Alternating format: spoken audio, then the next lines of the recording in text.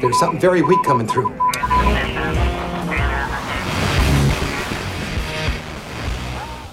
You know, Brian's like, here you go. Yeah, you know? It's like they got the Star Wars license and they're like, railroad track is at the top of the hill and they're like, they look over to JJ and they're like, quickly, build a train. And he's like, A long time ago, in a galaxy far, far away.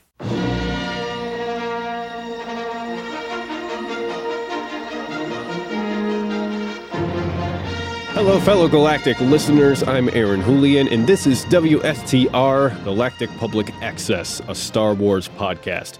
Welcome to episode 52. Today, we're going to be talking about more The Last Jedi reaction. Should we stay with the Disney story group or accept the Legends canon? Joining me today is, as always, Todd Hoffman. Happy New Year. Happy New Year. Yes, we hope all of our listeners have had wonderful holiday seasons, fantastic Christmas, Hanukkah, New Year, whatever it is that you celebrate. We hope you had a good one. Boxing Day. I don't know. Day. Whatever. Boxing Day. Yeah. Yes. Yes. So whatever it was, we hope you had a good one. You can check us out on social media, all one word, all lowercase, WSTR Media. So Todd, what have we got up on the docket today? Well, let's start off with news of the week. And now, the Star Wars News of the Week.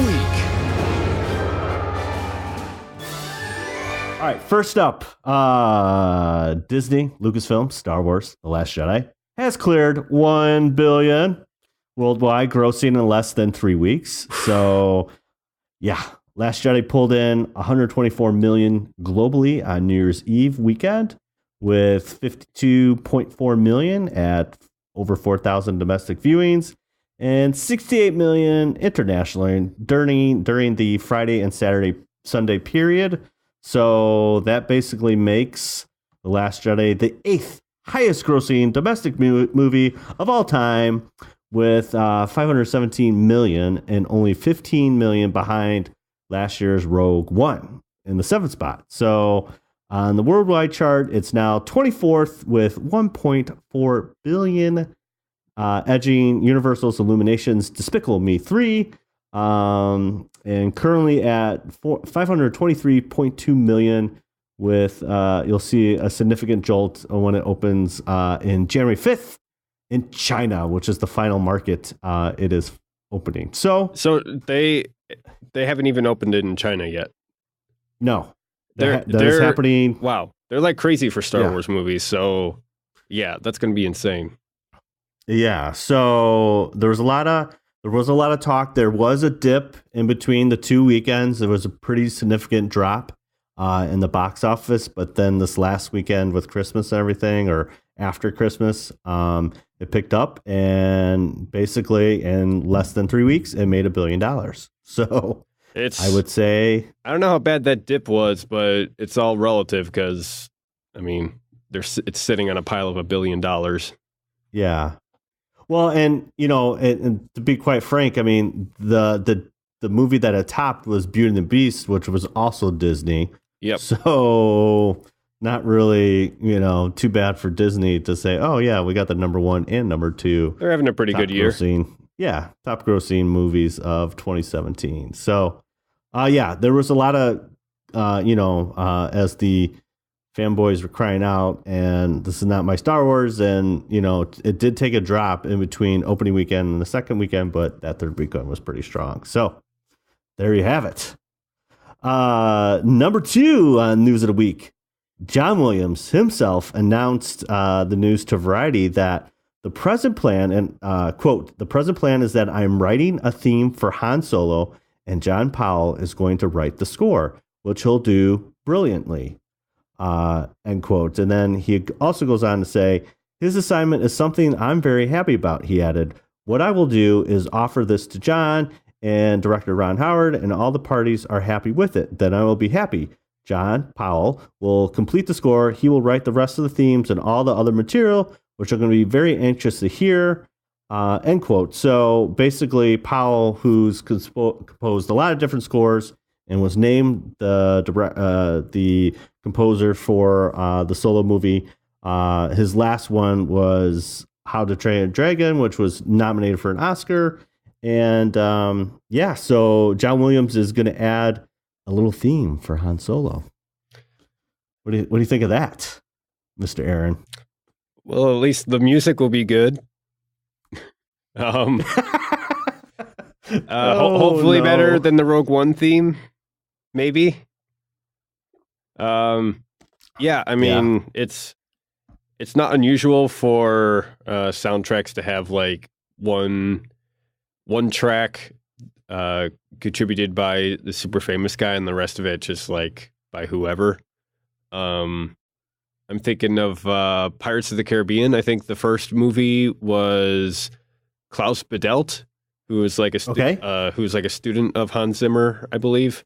And he came up with the whole da da da da da da da da da da. Oh, he did. Yeah, that was Klaus, and then Hans Zimmer just like did the rest. Thanks for that, and he did like the score for the rest of the movies, which all use that theme. So sorry, Klaus. Right? Yeah.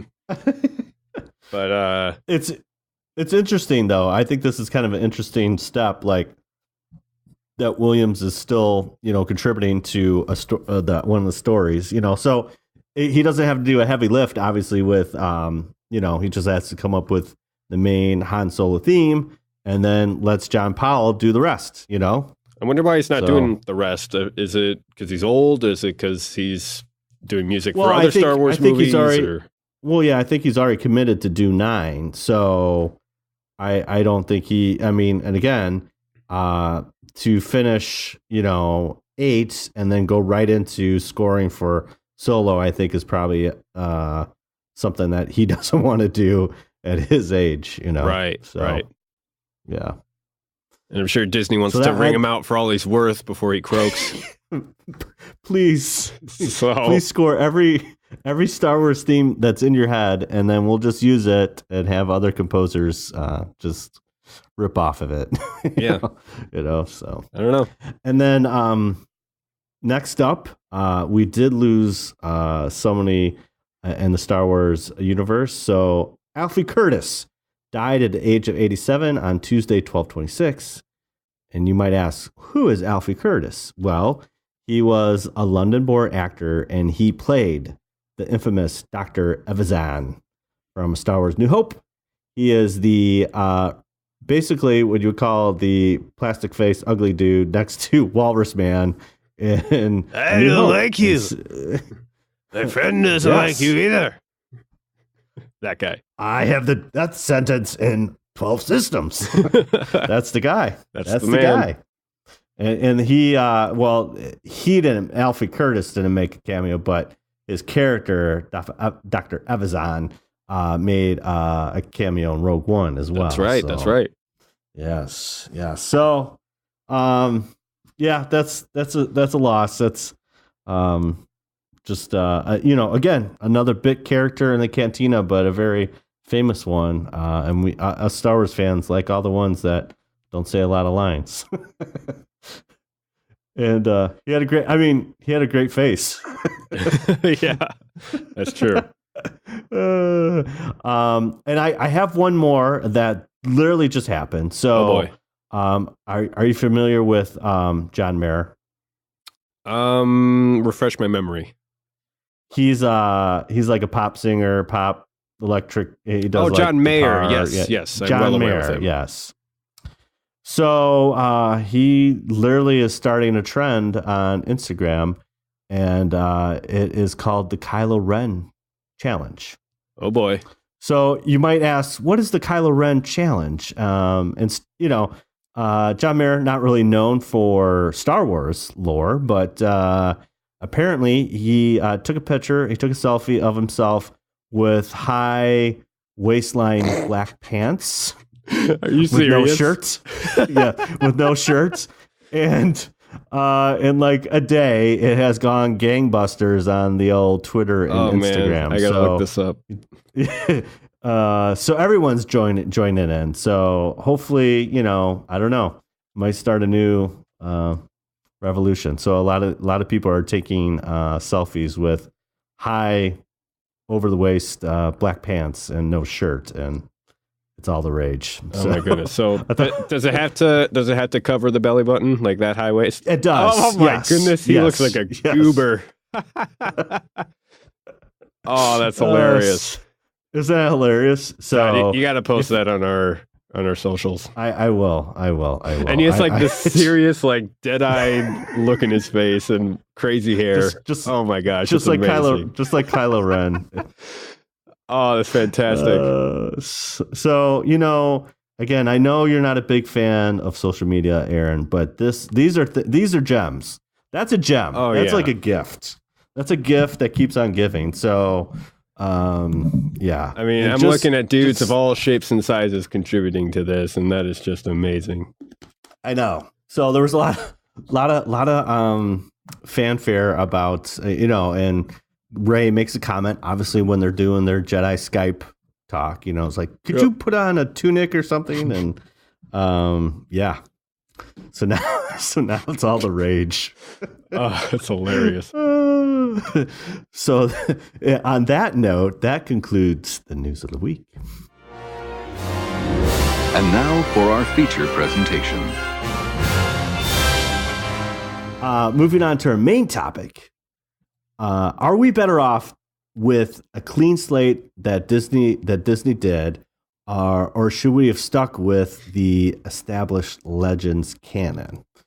So this is going to take a while to unpack.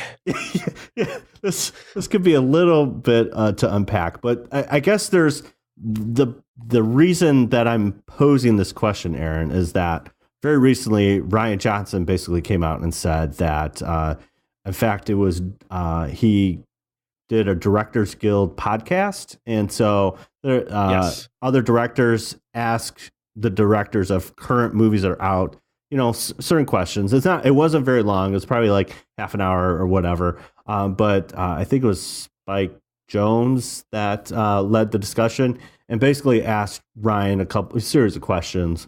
And it came out during that, and that basically that it was, he basically, in his words, Rian Johnson's words, was the baton was passed to him. So JJ and him had, probably like a lunch conversation, but there was no serious, like, let's plan this out type thing. It was just more or less, hey, here you go. Oh, and hot potato. Yeah. And Ryan was already writing the script when they just started filming The Force Awakens. So that he had a big head start on getting the script going. And in fact, the first draft was done even prior to the release of The Force Awakens, but what basically came out of that is like, this is not, on the flip side where we have like a Marvel, in the Marvel Cinematic Universe, we have, we're on tier 4 of their huge plan as far as all the movies that have been going on. And you understand the end game has always been Thanos and the Infinity Gems and all that kind of stuff. And that's been set in stone from the beginning when they started this, like, I don't know, like 10 years ago or whatever, but now we're getting this, we heard about the Lucas, film story group, but it sounds very interesting that there's been no planning. So what do you think about that, Aaron? I mean, there's a time and place for improv and kind of fly by the seat of your pants filmmaking. When you're handling a franchise of this caliber, I don't think that's what you need to be doing. Don't get me wrong. I do value risk taking and, all the benefits that brings, but we're just in this really weird, bizarre place where it's not like, let's say like the James Bond movies where it's more or less the same crew, same director, same actor, just like carrying it along from feature to feature. It's more like maybe they have some of the same crew members, but it's more like, okay, like we're just going to completely jump ship, and we've got a different writer or writers, different director or directors for the next one in this supposed trilogy that's supposed to be congruent and, kind of an overarching story beginning, middle, end. Maybe Disney has a plan for it all, but the kind of like hot potato game that JJ and Rian Johnson are playing, it doesn't give me a lot of confidence that they do indeed know what they're doing as far as treating the trilogy as one entire controlled arc. Right. Yeah. And honestly, like gives me like less confidence in like the Disney story group. You're like, what are they doing? Yeah. I mean, well, the way it was handled with Legends, it was pretty much like, you give your proposal to Lucasfilm about what kind of story you want to write, and they more or less just be like, okay, is this up to snuff? And they just kind of shrug and say, yeah, go ahead and go do it. And then you get series like Rogue Squadron, you get the Han Solo trilogy, or not Rogue Squadron, X-Wing. You get the Thrawn trilogy. Well, yeah, no, you get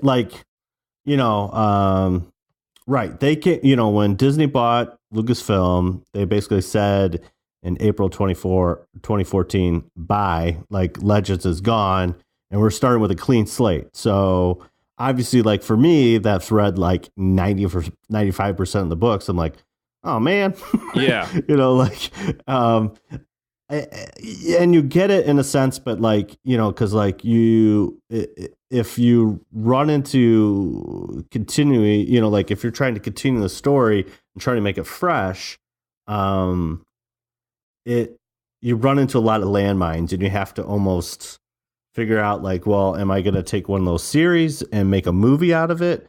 Or if I'm trying something totally new, you have to take some risks, or you're going to just run through some landmines. So I totally get it, but like at the same time, just this little bit of like, we haven't really planned anything out for like the major characters seems a little flawed to me in a sense, because like, with Del Rey, they had all these huge books, like they had these huge runs, and like you said, you mentioned like the X-Wing series, they had like 10 books, and those are all different, 10 different authors, a couple, and different timelines, Yeah.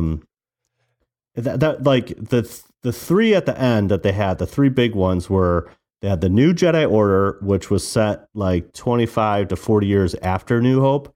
They had 21 books. Jeez, dude. All one author?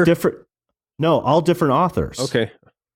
Okay. And then they snuck in a Dark Nest trilogy, which is kind of about like this bug people, and it's kind of weird, but it works. And then they had two big ones at the end. They had Legacy of the Force and The Fate of the Jedi, and both of those were 9-book series each. And those were like 40 plus years after A New Hope. And so, different authors again, but they all sat down and kind of pitched their ideas and then had a rough outline, before they just go right off these books. This was before the Disney story group. Yes. Yeah. So Fate of the Jedi was the last series that Del Rey wrote, and that's set like 43 years after Return of the Jedi, or after A New Hope. Yeah. And so it ends, that book series kind of ends, and right after that is pretty much when, I'm trying to think when this book was the books were published, but I mean, pretty much like right after that, that's when Disney was like, okay, we got these, Right. You're like, oh, okay. So I'm not sure if they, so this one, the one I'm looking at is Apocalypse, which was the last book of the Fate of the Jedi, and that was published in 2012. So I don't know if they had another big run planned, but that was when it all went bye-bye. Yeah, that's when it all went bye-bye, and so, that's 2012, and then 2014 they said, yeah, we're cleaning the slate. And obviously I think it was 2012 is when the purchase happened, so pretty much anything kind of stopped in its place. But soon after they announced the merger or the acquisition of Lucasfilm, Kathleen Kennedy said, we're going to get a story group together, and it's going to tighten things up and make sure everyone's checking their six, and making sure everything's like lined up. Dot those I's, cross those T's. Yeah. And so it gives creative liberty for the filmmakers to make their films, which I'm totally in agreement with. I totally get that, because you want something fresh. But then they come back and like, okay, you can't say whatever XYZ because we already did that in this thing, whatever that thing is, if it's in the comics or even in the new book. So I'm like, oh, this is totally cool, But now you get this tidbit like, oh, we really didn't think out any of these characters. It's like, what? What good is a story group? That's what I'm saying. Just like the director's gonna run roughshod over the whole thing. I mean, is that what happened with JJ and Rian? I mean, didn't they have that one writer who like took forever? So they're like, just you're fired. JJ, write the whole thing in like 3 weeks. Right. You're right. So that's what I'm saying. Like, is the idea just to make it to market quicker? Which I get, especially the first one out of the gate. Like, let's get this on. But right. JJ then, JJ, and we kind of talked about this in our review episode last week. I mean, JJ's all about, his style is mystery boxes. Like, I'm going to put this over here and we're going to kind of know about it. And obviously in the Star Wars universe, that works really well because there's a lot of things that are not totally explained. And that's what drives us fans, to contemplate and talk about. And, and that's what makes it fun. You put the mystery box out there and we might touch it or we might not, Right. But then Rian writes a very tight story and it's character driven, which we're all wanting in the second movie of the sequel trilogy. But he's writing this before it's even filmed. And so you don't understand, I don't know. There doesn't seem like there's cohesiveness in that. And that's kind of scary to me, Yeah. It's almost like, if you had like this cool hip like burger joint in town that like, they got like all the crazy recipes, but they like still somehow taste good or whatever. And then you find out that, the owners are getting old. They didn't really want to work there anymore. So they sold off to McDonald's. And then McDonald's franchises it out, and then you start seeing this place everywhere, but the food just isn't quite the same. Right. They cut some corners here and there. Where's the beef? And then, maybe the sauce isn't quite right, or, the burger's a little overdone. And it's like, yeah, it's kind of the same thing as it was before, and it's more convenient that you can get it everywhere now, but it's not quite the same anymore. And I think that's kind of what we lose when, you've got, instead of like this vast array of seasoned authors contributing their spin on the Star Wars lore, with more or less a gentleman's agreement to, okay, my story's not going to mess with your story and blah, blah, blah. Instead, you've got, how big is the story group? 11 people? You've got to pass the gauntlet to get your story through. There's like 3 big ones out of the whole group. There currently, as of May 2017, there's 11 individuals that are part of this quote unquote story group. But there's Carrie Hart is the one that they often compare to Marvel's Kevin Feige, who kind of appears alongside Kathleen Kennedy. She's the one that she was in the Celebration panel. She was part of like the Rogue One kind of panel and just kind of talking about, she's the one that kind of steers the story group and from a larger scope. And that's what Kevin Feige does on the Marvel side. Then you have Leland Chi, who is the holocron keeper. She's the one that took over for Pablo Hidalgo and basically said, I'm the one that carries all the details about the database of Star Wars lore and all the names and all the information. She's the one that kind of has all those details. And then Pablo Hidalgo, who was under Lucas, was kind of the main person that did the database, is now more or less, he's kind of like,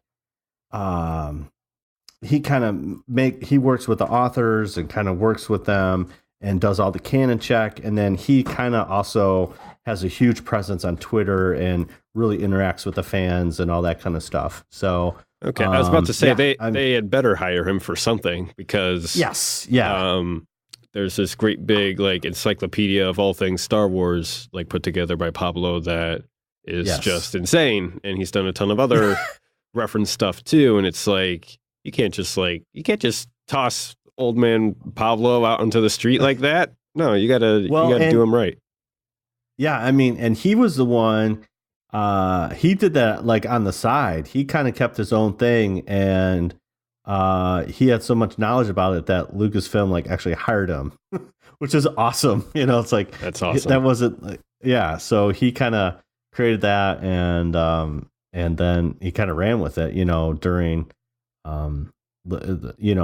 basically during the prequel times is when he kind of took off, and he was doing a lot of like webcam stuff. They would do stuff from the set, and he was writing like blogs from the set and all that stuff. So he's kind of been a fan favorite for a long time, and and he has a great presence on Twitter and kind of teasing fans and also debunking rumors and all that stuff. So he's a cool guy. But now you got these 11 individuals that, I don't know, man. I'm like kind of like, okay, well, what are you actually doing to protect, not only that everything lines up. That's kind of like the one thing that Star Wars has that Star Trek doesn't have, because Star Trek kind of has all these different. It's almost very much like comics where they have their own timelines, right? And there's not a lot of synergy. And even though this happened in the novel, the movie universe doesn't even apply to that. There's a lot of different things,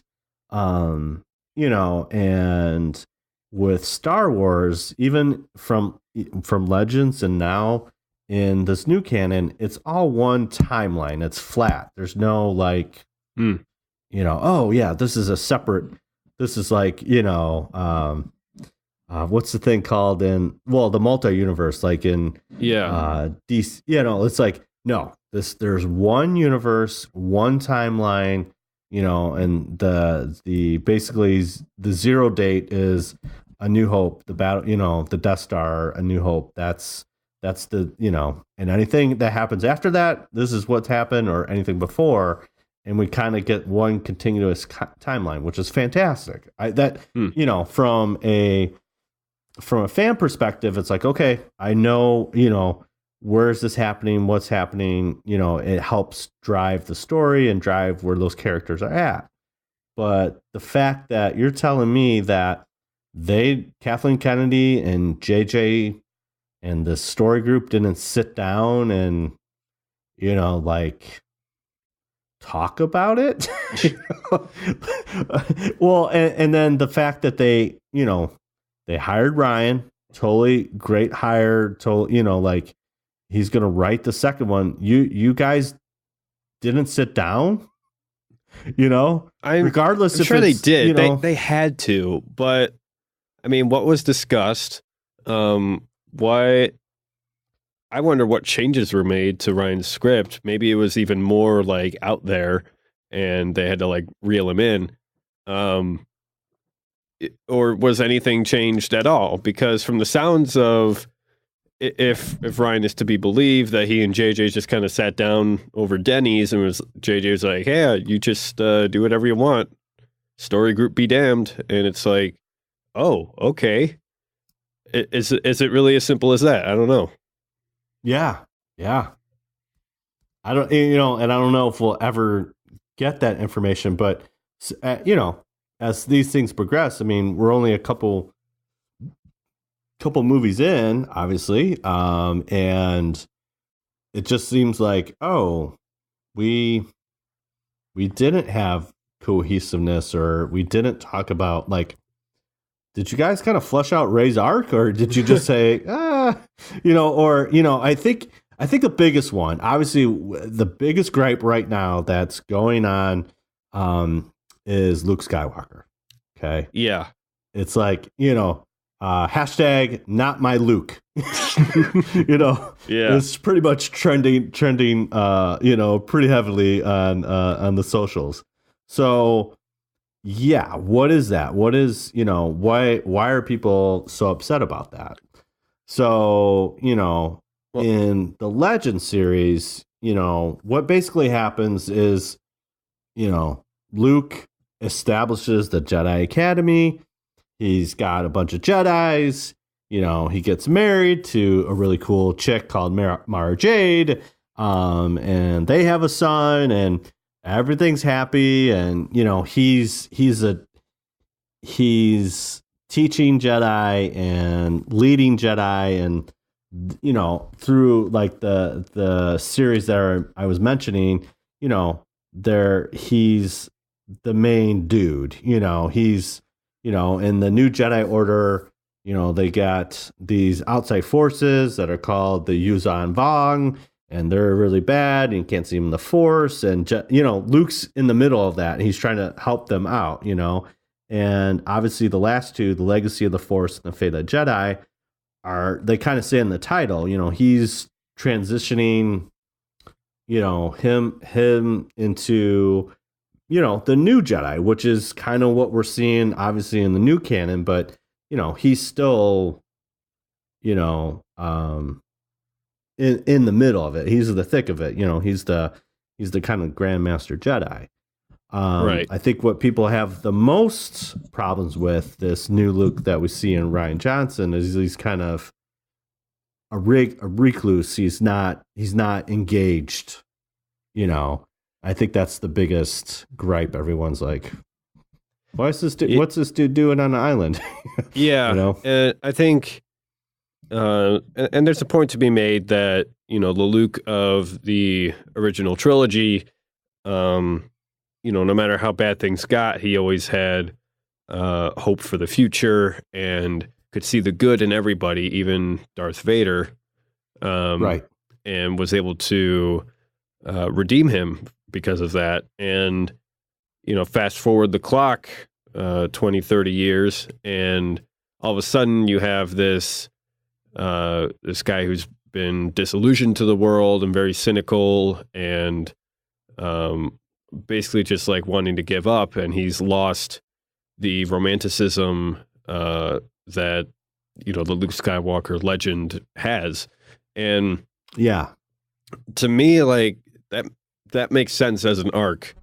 Luke in the original trilogy is still a very young dude. He's in his 20s, early 20s, and to be thrust in this position where he basically saves the galaxy with the help of his friends, no doubt. But the legend is that he saved the galaxy.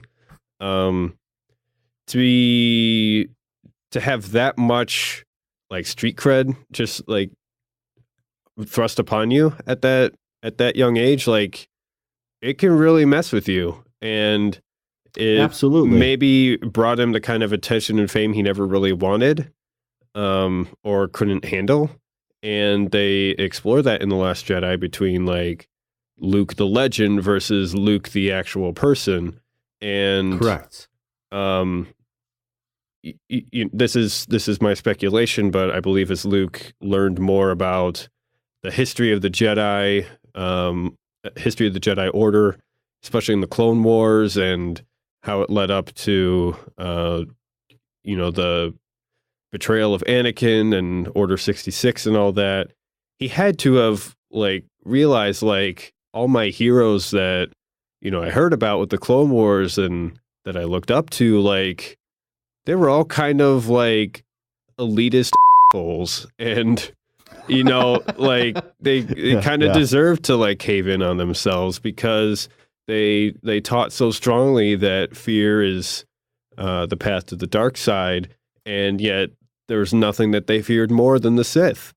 And they took it upon themselves to be the galaxy's police, and they're using violence to solve trade disputes, and meanwhile they can't have any attachments, so they don't bust Anakin's mom out from slavery, and it's just all kinds of nonsense. And it's almost like they were the religious order, the religious police of the day. And I think, but then people were basically ascribing that to him when they were calling him the last Jedi and the galaxy's only hope. And, he himself wanted to be a Jedi like his father before him. And I think learning about all that through the history books and seeing firsthand what Anakin became in his father, Darth Vader, I think that really messed with him. And to have him try to reboot that with a new Jedi Temple, only for that to pretty much immediately fail. And to see he's trying to set things right, but his students are slipping away from him anyway. And he gives into that fear too when he detects that darkness in Kylo Ren, whatever it is, and reacts by going to kill the dude, even if he if it was a momentary lapse that was still in him. And I would totally understand him just wanting to give up on the whole thing. Right. However, I also understand that people want to hold on to their old idea of who Luke is, and that kind of idealism of youth and everything like that. And I would like a character as pure and good as that version of Luke as well, but I understand that people don't remain the same all the time. Sometimes the circumstances of life and the world around them, it changes them. Right, exactly. And that change is never comfortable. Right. Right. For the fanboy and the person themselves. Right. Yeah, I mean, I predicted, when we were kind of looking at what we're going to see or how Luke is, I wanted crazy Luke. I wanted him kind of be off his rocker. And almost Tim the Sorcerer. Yeah, kinda. I kind of want him a little crazy in the sense that I wanted him almost to be like a demigod. He was so powerful in the Force, I kind of was going that route, and understanding that to a extent, kind of gets you a little crazy, and that's what I wanted. But we kind of got grumpy old man Luke, and I mean, for the record, and we kind of talked about this last week too, is I loved what they did with Luke. I love what Rian did with Luke, and everything you just kind of went through right there, I was like, yep, that's he's kind of broken at this point. And I really loved what he did with this character, and a lot of people are like, no, he's the guy that should be out there. So it's a tradition now. Well, I mean, we only started a little bit, but basically, with these new movies, they release the they've released the Art of Force Awakens. Yep. And now they released the Art of Rogue One. And then they recently released the Art of Last Jedi. So I always pick up the book after the movie comes out, put on the old Amazon, and it's at my door the day the movie comes out. And then I wait to see the movie, and then I read the book because I want to see what kind of concepts they've developed. And it kind of goes through some of the development. And I want to read you a little excerpt of the book, and this is Rian Johnson himself, kind of talking about the last, like kind of where Luke's headspace is. And I thought this is really good. I'm like, okay, good. This is vital info. Yes. Okay. So you ready? Here we go. Here we go. And I'll start. Oh, here we go. When Rey shows up, the first and foremost thing is she needs a mentor. In looking at the grand plan from 10 miles up in the air, Luke is missing the thing right in front of his nose. Here's somebody who needs you, who needs your help. If you think you're throwing away the past, you're fooling yourself. The only way to go forward is to embrace the past. Figure out what is good and what is not good about it. But if it's never going to be part of who we all are. And that includes Rey, who grew up hearing the legends about the Jedi. So the notion of, nope, toss this all away and find something new is not really a valid choice, I think. Ultimately, Luke's exile and his justification for it are all covering over his guilt over Kylo. The big gloss that he's putting over the whole thing is the Force does not belong to the Jedi. This is an ongoing dynamic between the Jedi and the Sith, just keeps renewing itself and just keeps feeding the fire. It's time for the old religion to die so the truth about God can rise from elsewhere, basically, so that more worthy God can rise. It's really hard. It's going to cause a lot of pain, but that's what has to happen. So I'm going to do the hardest thing I've ever done, what I couldn't do in Empire, and not answer the call of my friends so that the Jedi Order dies and something new has to rise and pull the light up. End quote. So, yeah. So I think that's really interesting because, I mean, that is a theme that is throughout Last Jedi is that, the past, Kylo says it, like the past needs to die. We have to kill it if you have to, Yeah. And Snoke is like, even to Kylo is like, you killed your father, but it tore you in half. You're not complete. You're not balanced, because you're still stuck in the past, and so, and then Kylo's trying to sell that to Rey, it's like, your past doesn't make who you are. Yeah. You could be somebody else, Right. And don't hang on to these like people, basically. Well, it goes back to what I said earlier about who Luke discovered the Jedi Order to be. And it's like the arrogance they must have to take the Force, which is, as we all know, an energy field creating and binding all living things, and to think like they have the authoritative means of harnessing it and using it, and like you have to come to us at a young age, and this age is too old, and you have to follow our curriculum, and if you're not strong enough in the Force, then you can work on some farm somewhere, but if not, then you can rise through the ranks and get all buddy-buddy with the Senate and go off and violently settle trade disputes and stuff like that.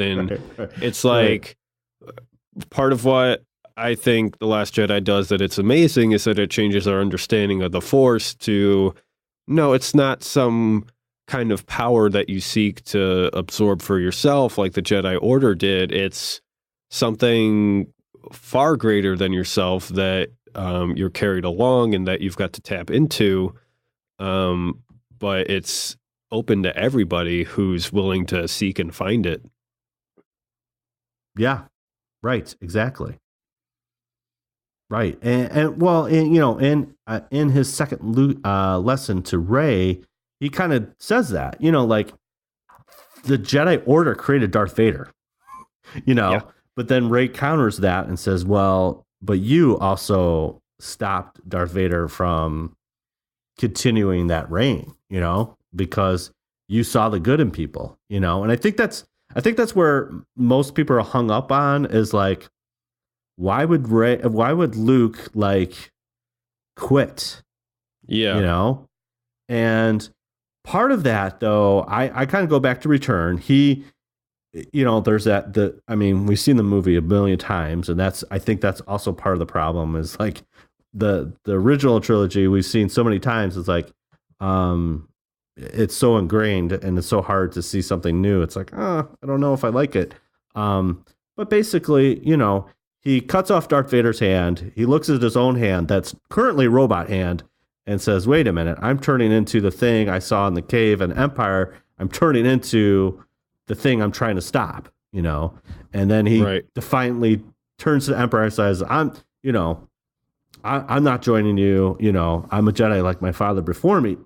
And basically he's throwing away the fight. He's like, I'm not fighting you anymore, and that's where Darth Vader, like, okay, you're getting juiced by the Emperor. I'm going to change my ways and saves them, I think, at that point he's becoming like, violence isn't always the answer, and that is a Jedi way. It doesn't mean that you have to, negotiate with lightsabers all the time. There's other ways to handle the universe. And I think people get hung up on like, well, Luke should be a leader, and the two of the big leaders, Han Solo and Luke, kind of disappear after everything happens in Return. Basically, that's what we found out. And people are not. They were kind of okay with Han being like going to back the thing he does, but Luke, kind of disappearing has got people all kind of hung up. Yeah. I don't know if we could solve it, Aaron. Yeah, I don't know. I guess don't stick around your heroes for too long. Yeah. Yeah, I mean, it's The Last Jedi is a very postmodern movie, and by that I mean it's basically taken all of the things you assumed as like unchangeable truths about Star Wars characters and just kind of like flipped them on their head. Yeah. And that can be really unsettling for a lot of people, but there's also a lot of freedom in that. And I think that's most clearly understood through the change in Luke and the change in his and our understanding of the Force, like I talked about earlier. And like once you kind of are willing to hold on to your ideas of characters of Star Wars a bit loosely and willing to maybe not let them go, but just imagine them in new forms and in different configurations, then I think that makes The Last Jedi a bit more palatable. But maybe not. I don't know. People really love their fandoms. Yeah, that's true. And so I don't know if technically we can answer the question at hand. Is basically, are we better off with the Disney story group, Lucasfilm story group, or would we been better off with a Legends canon that's kind of already established until we see 9? Because at this point, there is some, like I said, there's apprehension when you're saying, wait a minute, you and, Kathleen Kennedy and the whole group didn't sit down with both JJ and Rian to kind of talk about these arcs and or have an endpoint for all the characters? Or was it just like, we got to get this out the door and we'll figure it along the way, which again, like we talked about earlier, is like, yeah, there's creative freedom in that, but then not having endpoints for all these kind of different characters, it's like, now JJ's got to come back and say, okay, what am I going to do with Rose? And what am I going to do? And now Snoke is gone. So what am I supposed to do with that? And those are all kind of big things that happened in Last Jedi that now JJ's got to pick that up. And I don't know if that's, Brian's like, here you go. Yeah. It's like, they got the Star Wars license and they're like, railroad track is at the top of the hill. And they're like, they look over to JJ and they're like, quickly build a train. And he's like, and creating something out of nothing is so hard to do. So he's like, okay, I'll just reboot A New Hope, more or less. And Yeah. things started off pretty good, and then Rian Johnson's like halfway down the hill, and he's like, "Okay, sweet, I'll hop on, and I'll make my modifications." And he throws out a few things, adds a few things more, adds a few train cars, and then he jumps off the side and rolls downhill. Jumps off, yeah. And then it's coming back to JJ at the bottom of the hill, and it's like, whoa, like all these things are in motion, and I somehow have to resolve it now. It's almost like he got the hardest job on either end. Right. You're absolutely right. Yeah. And then Disney's like, hey, Rian, you could create a whole new trilogy. Don't worry about anything. And, here you go. So yeah, he's to beat this metaphor into the ground. He's like waiting at Rian Johnson's waiting at the train station, like 5 miles down where like the plane is all level and everything's smooth, and he could just like hop on and into that train depot and just make however many changes he wants. But JJ, he's got to catch up with the train first. Yeah, basically. Or to do a Star Wars analogy, it's like he's kind of like Anakin taking Grievous's invisible hand ship, and it's flaming and it's going down, and he's got to gently park it on a big city and not crash into anything, and that's what JJ's got to do with 9. Just like, all right, I'm taking this flaming thing and trying to make it nice and steady, and not blow it up. So another happy landing.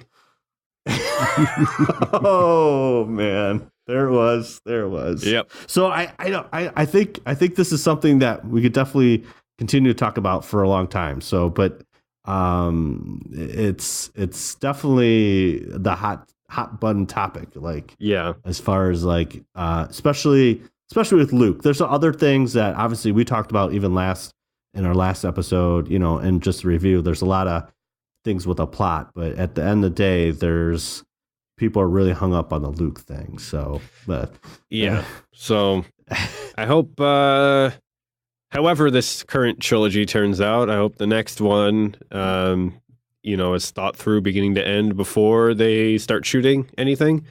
And wait, they're going to shoot without a script now? Well, throw enough money at it. What could possibly go wrong? Right, exactly.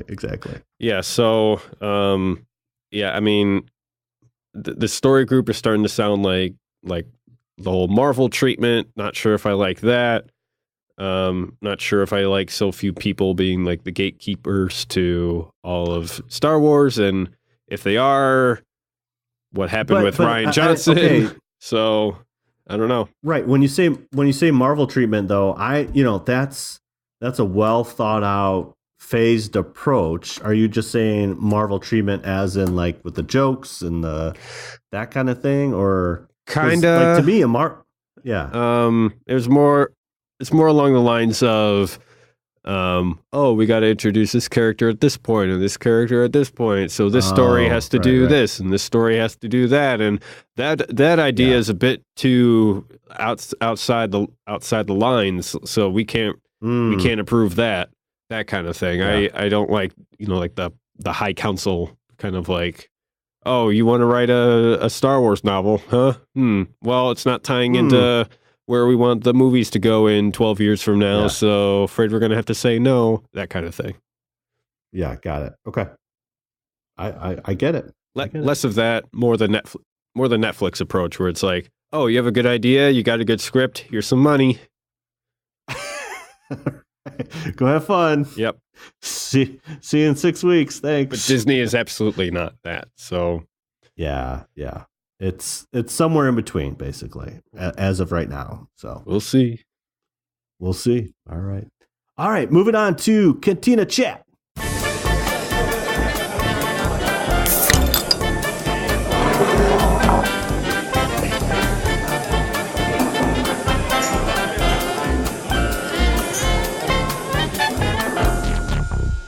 All right, Aaron, anything going on with you in Star Wars land? Were you able to see Last Jedi again?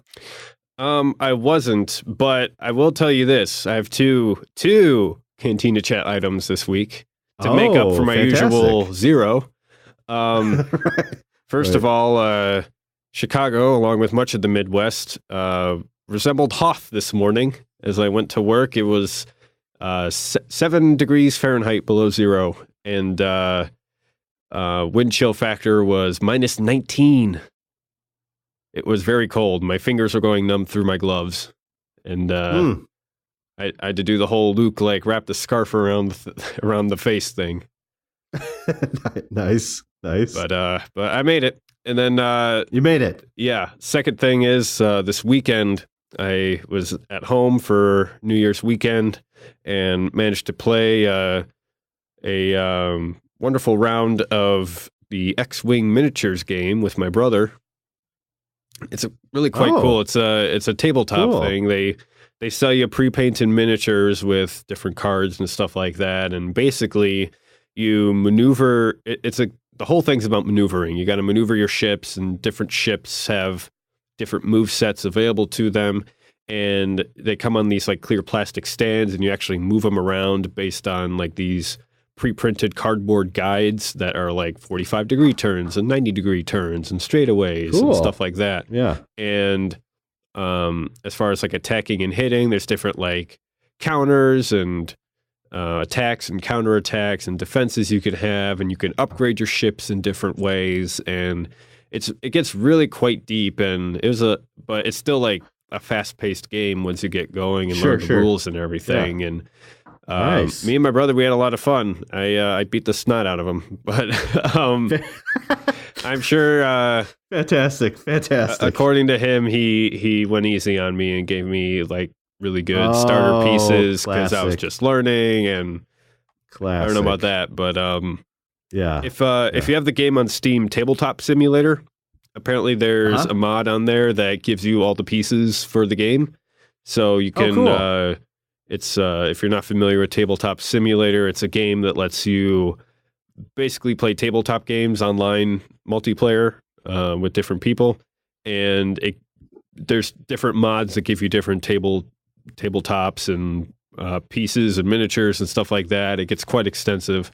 There's no rules simulation though, so you have to actually like move the pieces and follow the rule book and everything, but it allows you to basically play remotely, and I plan to be doing that with my brother and seeing what kind of things are available to us. But yeah, that was a lot of fun. Fun, man. That's awesome. That's very Star Warsy and geeky, so that's awesome, dude. Dude, board games and like tabletop games and card games, they're pretty much in a golden age right now. They don't get a lot of press, but there's a lot of really good board games out there. Yeah, it's pretty solid out there. The market's very solid. Mm-hmm. What about you, Todd? Read The Art of Last Jedi over my little Christmas vacation, which was great. Excellent. Built a ton. I got some Legos for my son and myself. Got some Star Wars Legos. Classic. For Christmas. So built a lot of Star Wars Legos over the last couple of days. And I did get in a third viewing of The Last Jedi over my little Christmas break as well. And fun. I took my nieces and my son Trent, who is just turned 5 today. So happy birthday, Trent! Happy birthday, Trent! But he did a classic, and it just made my heart proud. Is that obviously during the Holdo hyperspace jump, which is the 10 seconds of silence, and you kind of see this ship split apart, right? Very epic scene. He's already, so this is his second viewing, Okay. So he's, he's becoming a veteran like his daddy. He goes with like perfect cadence. Oh my gosh. during the silence, and the guy next to me couldn't hold it together. He was laughing so hard. And it's like, awesome. He's like, that was awesome. And I was like, yeah, that's my boy, so, but he says it super loud, like it's super like perfect, like pausing, like, just as little kids do, with just like full enthusiasm and zero self-awareness. Zero self-awareness. Oh, that's awesome. I was laughing. I was like, yeah, that's my boy. So that was my fun Star Wars happenings this week. Excellent. So. All right, Aaron, well, how about I wrap us up here? Wrap it up. I'm wrapping it up. with a nice red bow tie. leftover Christmas bow. There you go. There you go. Thanks again for listening to another episode of WSTR Podcast.